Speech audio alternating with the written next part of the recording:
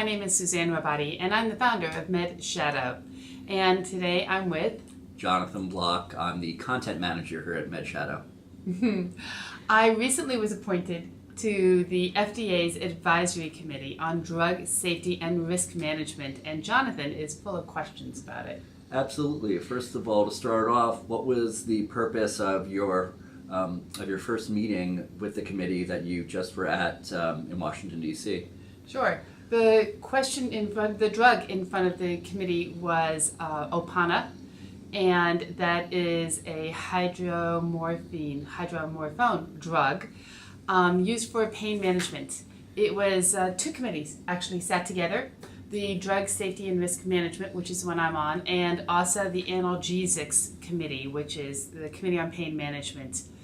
Their panel, there are 27 of us all together there, the combined panels, and most of the people sitting there were epidemiologists who are doctors that focus on how diseases go throughout an entire society, the broad concepts of disease, and also analgesic specialists, pain specialists. I'm a consumer representative on the Drug Safety and Risk Management Committee.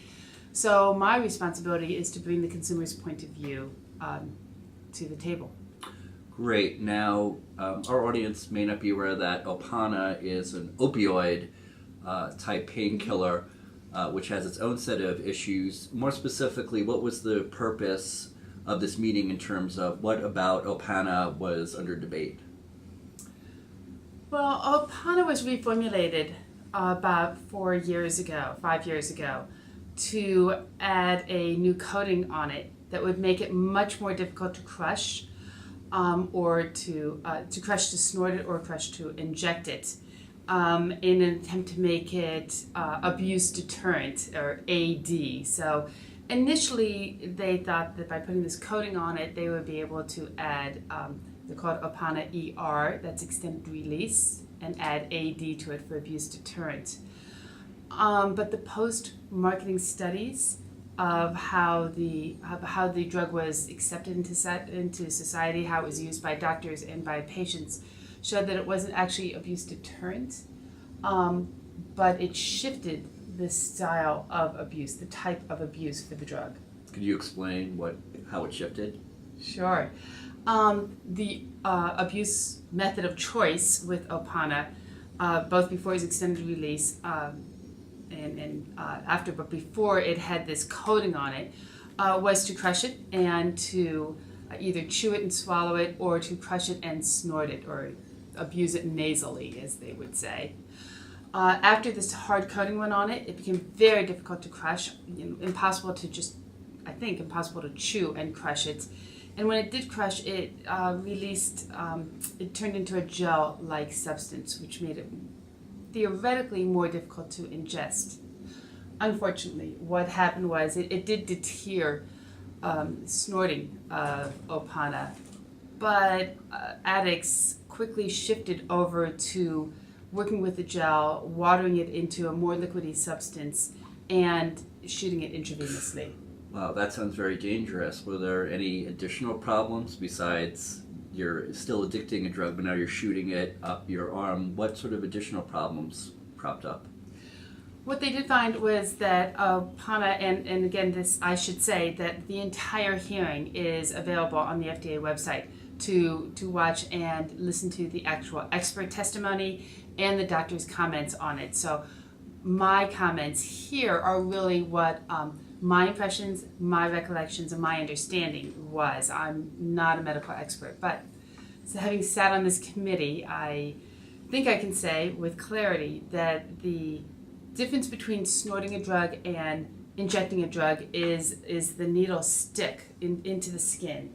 Because Opana tends to be a quick-acting drug when you've broken the extended release method and crushed it and liquidated it. It's a quick high that goes down fast, so that those who are truly addicted to it end up having to inject themselves, or feeling that they have to inject themselves 3 or even 4 times a day. With all those skin pricks, veins start to collapse, infections start, sepsis can set in, which is very dangerous, and the transmission because of shared needles and other reasons. Hep C and HIV becomes common among this type of abuse. So what did you end up voting on? What was the question or questions, and what was the vote? The final question that was put before the panel, there were several discussion questions to lead into the final vote.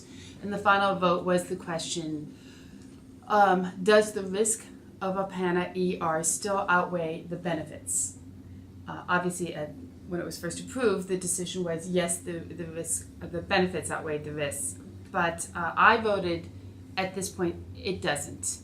I felt, based on the information that was presented and the comments of the doctors at the table, that the risk of an intravenously abused drugs far outweighs the risk of a nasally abused drug. And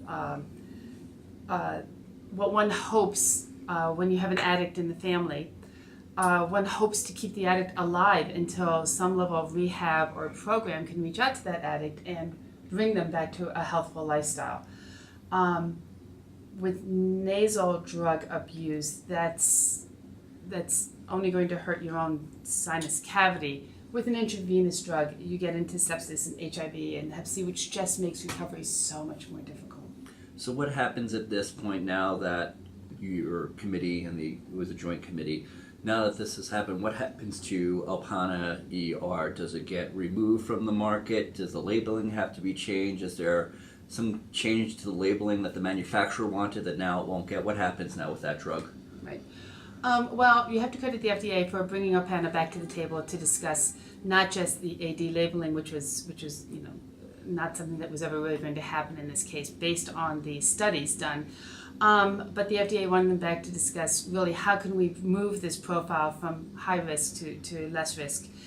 And it's up to the FDA staff at this point what will ultimately happen. We are an advisory committee. The vote on the advisory committee were 18 people who voted in the same way that I did, that the benefits no longer outweighed the risks. There were 8 people who felt that the benefits do still outweigh the risks, and 1 person who just felt that the scientific research was not strong enough to make a clear vote on anything. The committee chair, who is a great chair, has written up the entire proceedings and will be submitting it to the head of the FDA for the final decision. The FDA can't actually demand that a product be removed from the market. At this point, they don't have that power. Mm-hmm. However, they can change the labeling. To make it a black box warning, they can recommend stronger risk management procedures, more education for doctors, pushing registration for doctors when they prescribe the drug, that should be registered in a national list so that other doctors know that this patient potentially is getting multiple prescriptions for that. So there are things that the FDA can do, but what I think many people on the committee hoped, and what I hoped, was that Opana will go back to the drawing board. The Endo is the company that makes it, and find a way to make this drug more safe for everybody to use, because pain management is a big issue. The world is changing in pain management. It's gone well beyond just using opioids, but to integrating multiple biofeedback, physical therapy, acupuncture, other ways, so that they can remain part of the pain management profile, but just not be dependent on them alone, and be a stronger and better drug.